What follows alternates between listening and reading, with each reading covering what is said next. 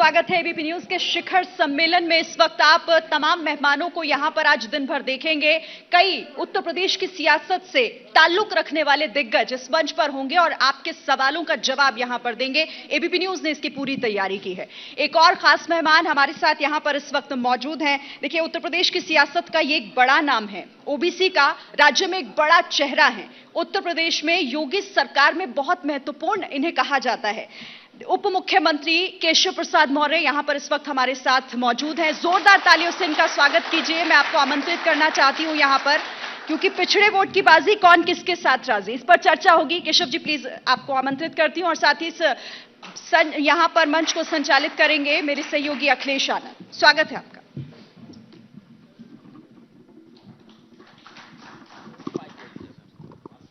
हाँ सर, कैसे हैं सर? हाँ, एकदम ठीक है। अभी इन्वेस्टर समिट करवाया आप लोगों ने, क्या आपको नजर आ रहा है इससे उत्तर प्रदेश के लिए क्या हासिल दिख रहा है, देश के लिए क्या हासिल दिख रहा है? लखनऊ की तस्वीर तो बड़ी बदली सी नजर आई कल मैं जब आ रहा था। देखिए, मुझे ही नहीं, पूरे उत्तर प्रदेश की 25 करोड़ जनता को दिख रहा है और देश की 140 करोड़ जनता जनार्दन को दिख रहा है कि उत्तर प्रदेश प्रगति के उस मुकाम की ओर बढ़ रहा है जहां बहुत पहले पहुंच जाना चाहिए था। दुर्भाग्य से हमारे उत्तर प्रदेश की बागडोर 15 वर्षों के लिए ऐसे हाथों में चली गई जिन्होंने उत्तर प्रदेश का विकास करने की जगह उत्तर प्रदेश को बर्बाद करने का काम किया था। अच्छा, एक बार बार जो आप लोगों से सवाल पूछा जाता है नौकरियों को लेकर, तो ये जो समिट हुआ है, क्या आपको लग रहा है उससे नौकरियां भी सृजित होंगी? युवाओं को खासतौर पर इसकी अपेक्षा रहती है। जो सवाल पूछते हैं वो स्वयं सवाल हैं उत्तर प्रदेश की जनता की नज़र में, क्योंकि उन्होंने नौकरी दी ही नहीं। नौकरी के नाम पर प्रतिभाओं के साथ जो अन्याय किया है, जो अत्याचार किया है, बच्चे रात दिन तैयारी करते हैं, प्रतियोगी परीक्षाओं में हिस्सा लेते हैं और सूची सैफई से भेज दी जाएगी, 5 कालिदास मार्ग से भेज दी जाएगी। ये 2012 से 17 का इतिहास रहा है, वही सवाल करते हैं। तो उनका इतिहास मैं कभी पूरा डिटेल बताऊंगा। उनको युवाओं की चिंता नहीं है, उनको गरीबों की चिंता नहीं है, उन्हें किसानों की चिंता नहीं है, उन्हें महिलाओं की चिंता नहीं है, उन्हें समाजवादी पार्टी के डूबते हुए जहाज की चिंता। तो आप लोग जो बार बार विकास की बात कर रहे हैं, एक सवाल यहां से भी खड़ा होता है, 2024 का चुनाव बहुत नजदीक है, तो कौन सा मॉडल लेकर वहां जाना चाहिएगा लोगों के बीच में? यूपी का जो विकास का मॉडल आप कह रहे हैं, गुजरात वाला जो मॉडल बहुत चर्चित रहा, या फिर मध्य प्रदेश वाला मॉडल? देखिए, हिंदुस्तान का एक ही मॉडल है, वो है मोदी मॉडल। और उस मॉडल के आधार पर हम आदरणीय योगी आदित्यनाथ जी के नेतृत्व में उत्तर प्रदेश में आज वही काम कर रहे हैं। इन्वेस्टर समिट की शुरुआत उत्तर प्रदेश से नहीं हुई, गुजरात से हुई थी, लेकिन अगर गुजरात से वहां इन्वेस्टर समिट हुई तो आज उत्तर प्रदेश में भी हो रही है और 33 लाख करोड़ रुपए से अधिक के निवेश के प्रस्ताव हमको प्राप्त हुए। तो अगर मैं तुलनात्मक तरीके से देखूं तो मोदी मॉडल ऑफ गवर्नेंस है, योगी मॉडल ऑफ गवर्नेंस है, आपको क्या लगता है कौन सा बेहतर है देश के लिए? देखिए, इसमें तुलना करने का सवाल नहीं है। मैं मोदी जी मॉडल जो है वह योगी जी के नेतृत्व में चल रहा है, इसलिए उसको तुलना उससे किया जाए जिससे करने की बात हो। अगर आप कहें कि हम सपा से तुलना करें, कांग्रेस से तुलना करें, कोई अन्य दल की सरकार है किसी राज्य में तो उससे तुलना करें, लेकिन हमारा भारतीय जनता पार्टी का जो सर्वोच्च और विश्व का सबसे लोकप्रिय चेहरा है, जिसके कारण से मुझे भी नीदरलैंड और फ्रांस में जाने का मौका मिला था, और जब मैं वहां गया तो मैं देखा कि पूरे दुनिया में इस समय भारत का और माननीय प्रधानमंत्री नरेंद्र मोदी जी का डंका बज रहा है। और अगर लोग भारत में आते हैं तो भारत में आने के बाद भारत में उत्तर प्रदेश का डंका बज रहा है कि हम उत्तर प्रदेश में चलेंगे, क्योंकि उत्तर प्रदेश एक आगे बढ़ता हुआ, जहां अगर उत्पादन है तो उपभोक्ता है, जहां अगर निवेश है तो निवेश की भी सुरक्षा की गारंटी है और निवेशक के भी सुरक्षा की गारंटी है। आप जहां तक मैं समझ पाया इतनी देर की बातचीत में बार बार विकास पर फोकस कर रहे हैं। समाजवादी पार्टी के एक बड़े नेता हैं, वो रामचरितमानस की व्याख्या करने लग गए और ऐसा लगा कि पूरी पार्टी उनके पीछे खड़ी है। क्या मतलब समझ पा रहे हैं आप समझ लो, ये एक टोटल श्री अखिलेश यादव जी की पार्टी का नाम मैं समाप्तवादी पार्टी कहता हूं, लेकिन आज मैं साजिशवादी पार्टी कह रहा हूं। ये सारा खेल श्री अखिलेश यादव जी का है। अगर वो सोचते हैं कि हम पर्दे के पीछे रह करके और पूरे राम भक्तों पर, पूरे हिंदू समाज पर पत्थर फेंकवाएंगे, गाली दिलवाएंगे, धर्म ग्रंथों के विषय पे राजनीतिक व्यक्ति कैसे चर्चा करेगा जी? उनको चर्चा करना है तो विकास पे चर्चा करें, उनको चर्चा करना है कानून व्यवस्था के मुद्दे पर चर्चा करें, किसान पर चर्चा करें, नौजवान पर चर्चा करें, महिला सशक्तिकरण पर चर्चा करें, लेकिन धर्म ग्रंथों पर चर्चा करने का काम धर्माचार्यों का है, किसी राजनीतिक दल का है। मतलब अखिलेश यादव जी के इशारे पर स्वामी प्रसाद मौर्य ऐसा कर रहे हैं। 101% ये पूरा, मतलब अगर इस पूरी साजिश के पीछे श्री अखिलेश यादव जी और सैफई खानदान नहीं होता तो आप समझ लीजिए कि पहले दिन बयान देने के बाद श्री अखिलेश यादव जी कार्रवाई करते कुछ, लेकिन उन्होंने पुरस्कार देने का काम किया है। यद्यपि भारतीय जनता पार्टी का जिला महामंत्री और समाजवादी पार्टी का सैफई परिवार के बाहर का राष्ट्रीय महामंत्री कोई अंतर नहीं होता, हमारा जिला महामंत्री उससे बड़ा होता है। लेकिन केशव जी देखिए, ये बात तो आप मानेंगे कि जिस तरीके से व्याख्या उन्होंने की, गलत की, अपने तरीके से की, जो मैंने उससे एक जनता के मन में मतलब तमाम तरह के सवाल आ गए। तो आप कैसे व्याख्या करते हो जो प्रसंग है, जो दोहा है? मैं व्याख्या इसलिए नहीं करता, मैं राम भक्त हूं। उसका अर्थ कैसे मैं समझाएंगे? श्री रामचरितमानस का मैं ही नहीं, उत्तर प्रदेश के और देश के करोड़ों करोड़ परिवारों में श्री रामचरितमानस का नियमित अखंड पाठ होता है। हम सुबह जब घर से निकलते हैं तो श्री हनुमान चालीसा पढ़ करके निकलते हैं, श्री राम जी की, माता सीता जी की, लक्ष्मण जी की, हनुमान जी की पूजा करके निकलते हैं। और उनके प्रति कोई इस प्रकार का भाव करने के कारण से एक बार एक्सीडेंटल श्री अखिलेश जी की अगुवाई में 2012 में सरकार आ गई सपा की, लेकिन अब सपा सफा है। एक्सीडेंटल सरकार, वो सरकार एक्सीडेंटल थी। निश्चित तौर से मैं ये कह सकता हूं कि उस समय हम जनता को यह विश्वास नहीं दिला पाए थे कि हम सरकार में आ सकते हैं। इसके कारण से श्री अखिलेश यादव जी को बसपा सरकार के प्रति गुस्से का फायदा मिला और वह सरकार के अंदर आ गए। लेकिन 12 से 17 के बीच में पूरे उत्तर प्रदेश का बंटा ढार कर दिया और 2012 के मुख्यमंत्री बनने के बाद 2014 का लोकसभा चुनाव हुआ। हम 73 सीटें यूपी की लोकसभा में जीते और इन्हीं के मुख्यमंत्री रहते हुए 2017 का विधानसभा चुनाव हुआ, 325 सीटें इनके खिलाफ जीते। 2019 का लोकसभा चुनाव हुआ, सपा, बसपा, कांग्रेस, राष्ट्रीय लोकदल सब एक साथ मिल गए। हम 64 लोकसभा सीटें और 51% वोट के साथ जीतने का काम किए। 2022 का भी विधानसभा का चुनाव हुआ। इस चुनाव में भारतीय जनता पार्टी ने 271 सीटें गठबंधन के साथ जीत करके प्रचंड बहुमत की सरकार उत्तर प्रदेश में चलाने का काम कर रही है। और 2024 में अशोक्ति न माना जाए, मुझे पूरा विश्वास है कि हम 2014 का आंकड़ा पार करेंगे। 80 की अगर 80 सीटें माननीय नरेंद्र मोदी जी को देश का प्रधानमंत्री फिर से बनाने के लिए उत्तर प्रदेश की जनता देने के लिए तैयार बैठी। 80 की 80 सीटें उत्तर प्रदेश से। लेकिन कहा तो यह जा रहा है, आप एक बड़े नेता भी हैं उस तबके के, कहा जा रहा है कि ओबीसी वोटर जो है आपसे छिटक रहा है। वो अपने को बचावे, जो उनके पास उनके न छिटक करके हमारे पास आ जाए। लेकिन क्या लगता है आपको, रामचरितमानस को लेकर जो बातें कही गई उसके पीछे, जो आपके शब्दों में मैं अगर कहूं, आप कह रहे हैं कि साजिशन ये बातें हैं, तो कहीं इसके पीछे ये सोच तो नहीं है कि जो हिंदू वोट है उनका बंटवारा करो, मंडल वर्सेस कमंडलवारी राजनीति की तरफ देश जा रहा है? मुंगेरी लाल के हसीन सपने अखिलेश जी देखें। अब मेरे एक ज्योतिषी मित्र ने बताया था कि श्री अखिलेश यादव और समाजवादी पार्टी के स्थापना काल से उन्होंने गणना करके मुझे बताया था कि 25 साल तक सत्ता में आने की कोई इनके योग नहीं बनते हैं। इसलिए 25 साल तक तो सपा के बारे में सोचना ही, गुंडागर्दी को वापस कोई लाना नहीं चाहता, अपराधियों को कोई वापस लाना नहीं चाहता, दंगा उत्तर प्रदेश में कोई लाना नहीं चाहता, राम भक्तों पे गोली चलवाना कोई नहीं चाहता, शिव भक्तों को कांवड़ यात्रा लेकर के जाने से रोकना कोई नहीं चाहता। यहां सबका साथ, सबका विकास, इस रास्ते पे प्रदेश चल पड़ा है, देश चल पड़ा है और उसी रास्ते पे हम लोग तीव्र गति से आगे बढ़ रहे हैं और प्रदेश भी बढ़ रहा है। आज गांव में आप देखना, 2024 के मतदान के बाद जब रिजल्ट आएंगे तो हो सकता है कहीं विदेश दौरे पे चले जाएं श्री अखिलेश जी। विदेश दौरे पे चले जाएंगे। एक और बात कही जा रही है जातीय जनगणना की, दूसरे खेमे की तरफ से बार बार इसकी वकालत की जा रही है। आपकी क्या सोच है व्यक्तिगत तौर पर भी? मैं जाति जनगणना के खिलाफ नहीं हूं, ये मैं पहले भी बोला हूं और एबीपी के ही मंच से बोला हूं और बाद में भी मैं बोला हूं। लेकिन मेरा सवाल जाति जनगणना की बात करने वाले उन कुंभकर्णी निद्रा में उस समय ये क्यों सोए हुए थे जब कांग्रेस की अगुवाई में समाजवादी पार्टी की बैसाखी पर देश में सरकार चल रही थी?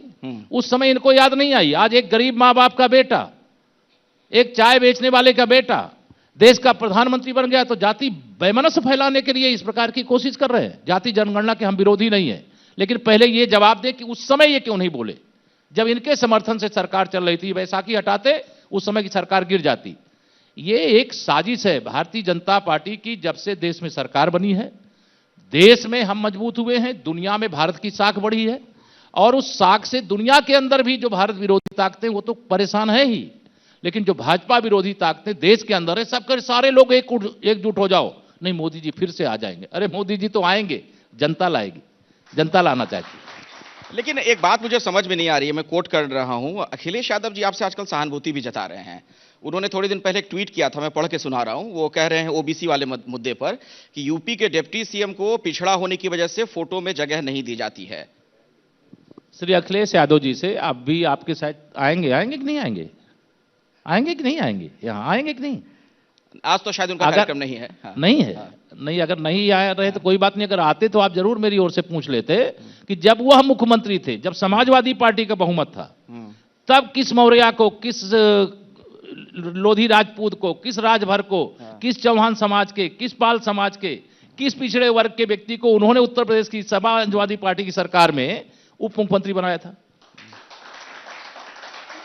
वो बयानबाजी करके अगर ये सोचते हैं कि वो पिछड़ों का एक भी वोट ले लेंगे तो वो बहुत गलतफहमी में है। आज भारतीय जनता पार्टी के साथ जो वह समझते हैं कि उनकी बिरादरी उनकी जागीर है, और मैं कहता हूं उनकी बिरादरी में भी हमें बहुत बड़ी संख्या में वोट 2024 में मिल रहा है।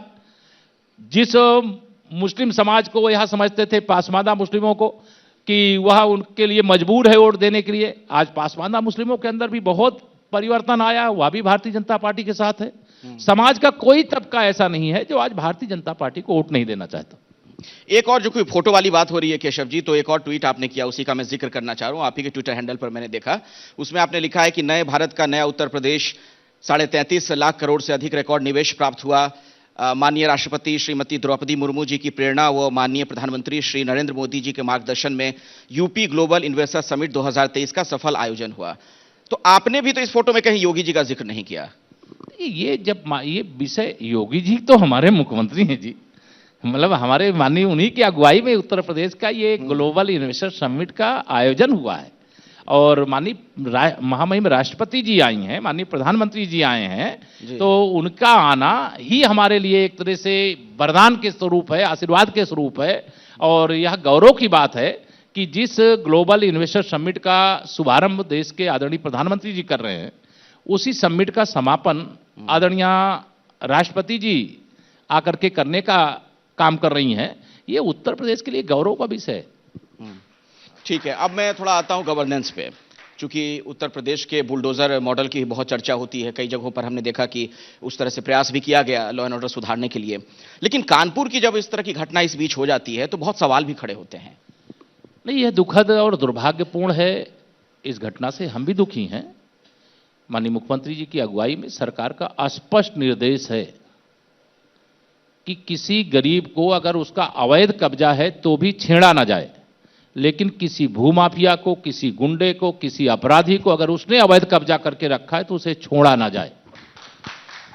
यह घटना दुखद है। इस घटना के जो दोषी हैं उनके खिलाफ मुकदमा दर्ज हो गया है, जांच हो रही है। एक एक दोषी के खिलाफ जो भी कानून सम्मत कार्रवाई है वो करेंगे।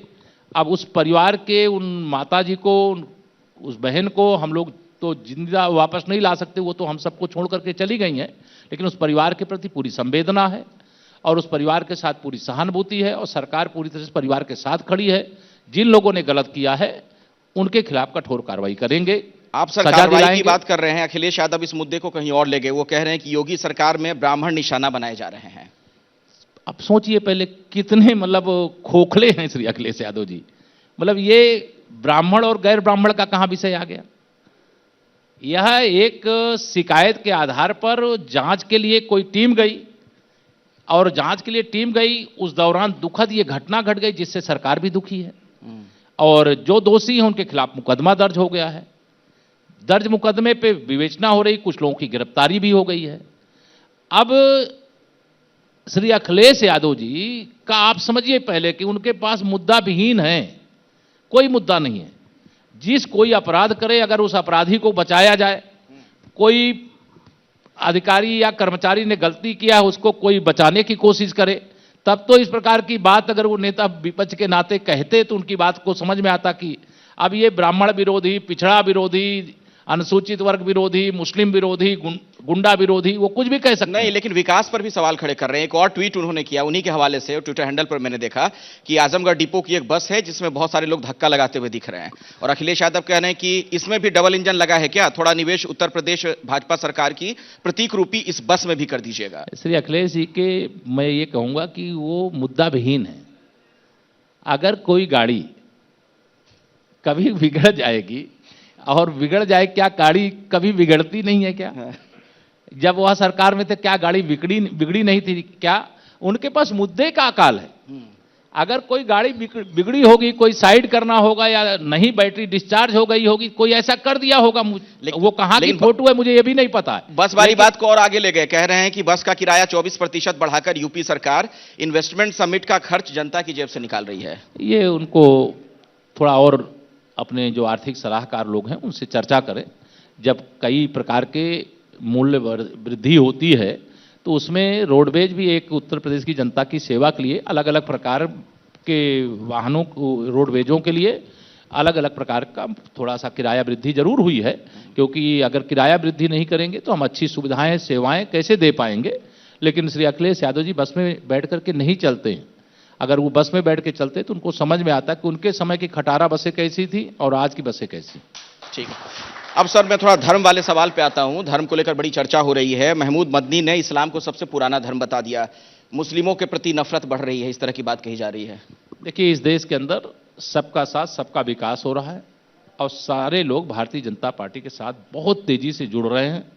इस प्रकार के जो लोग बयान देते हैं, जब लगता है उनको कि पहले ही भाजपा को बताते थे कि भाजपा दलित विरोधी है, भाजपा पिछड़ा विरोधी है, भाजपा अगड़ों की पार्टी है, तो अब जब अगड़े के साथ पिछड़ा और दलित भी जुड़ गया, अब उसके बाद जो देश का मुस्लिम समाज है जो समझदार है उसमें भी बड़ा हिस्सा है, उसको लग रहा है कि भाजपा अच्छी पार्टी है। जब भाजपा के साथ वो जुड़ने की ओर आगे बढ़ते हैं तो इस प्रकार से कोई बयान आते रहेंगे, इससे कोई फर्क नहीं पड़ता है। लेकिन मैं यह जरूर कह सकता हूं कि देश के अंदर जितना सौहार्द का वातावरण आज है ऐसा कभी नहीं था, कांग्रेस के 60 साल के शासन में नहीं था। जिस प्रकार से जो अपराधी है, जिस प्रकार के से कोई भ्रष्टाचारी है, कोई देश विरोधी गतिविधियों में हिस्सा लेता है और उसके खिलाफ जांच के आधार पर कार्रवाई होती है, तो ये संरक्षण करने वाले जो लोग होते हैं उनको परेशानी होती है। ठीक है, अच्छा सर, राम जन्मभूमि के बाद अब क्या कृष्ण जन्मभूमि वाली बात होगी? आप अक्सर ट्वीट भी करते रहे हैं इस पर। इस राम जन्मभूमि पर भव्य मंदिर का निर्माण तीव्र गति से आगे बढ़ रहा है। बाबा विश्वनाथ जी का धाम बनकर के तैयार हो गया है। भगवान श्री कृष्ण की जन्मभूमि वहां पर विराजमान है, लेकिन ये काशी विश्वनाथ जी का वह जो ज्ञानव्यापी का परिसर है और जो श्री कृष्ण जन्मभूमि आस्थान का परिसर है वह माननीय न्यायालय के समक्ष विचाराधीन है, और जो भी माननीय न्यायालय के द्वारा निर्णय आएगा उसकी सरकार में होने के नाते प्रतीक्षा करते हैं। देखिए, चाहता तो मैं हूं कि रामलला के जन्मभूमि की तरह भगवान कृष्ण की जन्मभूमि पर भी भव्य मंदिर बने, लेकिन हम माननीय न्यायालय के समक्ष जो मामले होते हैं उसमें सरकार में रहते हुए कुछ बोलना उचित नहीं। एक आखिरी सवाल राहुल गांधी पर मैं आपसे जानना चाहूंगा। बहुत मेहनत उन्होंने की है भारत जोड़ो यात्रा के लिए, आप देख रहे होंगे टी शर्ट में घूम रहे थे, लगातार मेहनत कर रहे थे, कड़कड़ाती ठंड में भी। क्या उसका हासिल आपको नजर आता है? मुझे लगता है कि उत्तर प्रदेश से एक सांसद हैं कांग्रेस के, अगली बार एक भी नहीं रहेंगे। राहुल गांधी की वापसी होगी यूपी में कि नहीं?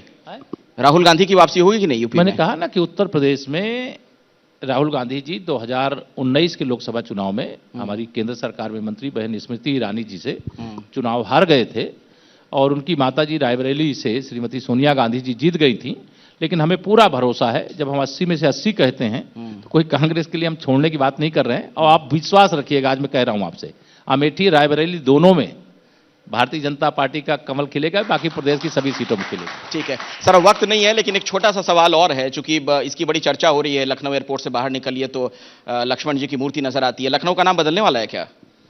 देखिए, ये भगवान श्री राम के अनुज श्री लक्ष्मण जी के द्वारा बसाई गई नगरी है, और ये चर्चा आज से नहीं, मतलब बड़े लंबे समय से रहती है। लेकिन जिस दिन से वीरवर लक्ष्मण जी की मूर्ति अंतर्राष्ट्रीय हवाई अड्डे के सामने लगी है, उस दिन से यह विषय चर्चा में है। मैं व्यक्तिगत तौर से अगर पूछो तो मैं इसके विरोध में नहीं हूं, मैं इसके समर्थन में हूं। लेकिन अभी सरकार के समक्ष लखनऊ का नाम बदल करके लक्ष्मणपुरी रखने का कोई प्रस्ताव विचाराधीन नहीं है। लेकिन आप चाहते हैं कि हो ऐसा? मैं तो इसका पक्षधर रहता हूं जी। पक्षधर हैं, ठीक है। मैं अगर इलाहाबाद का नाम प्रयागराज, हाँ, फैजाबाद का नाम बदल करके अगर अयोध्या जी हो गया है, तो और नाम लखनऊ जो का नाम गलत तरीके हाँ। से कोई है वो हाँ। बदलने की आवश्यकता होगी तो उस पर विचार जरूर सरकार करेगी। लेकिन अभी उत्तर प्रदेश की राजधानी लखनऊ में वीरवर लक्ष्मण जी की विशालकाय प्रतिमा अंतर्राष्ट्रीय एयरपोर्ट के बाहर स्थापित की। चलिए, बहुत बहुत शुक्रिया केशव प्रसाद मौर्य जी, धन्यवाद। आप हमारे मंच पर आए, बेबाकी के साथ सारे सवालों का आपने जवाब दिए। बहुत बहुत धन्यवाद आपका।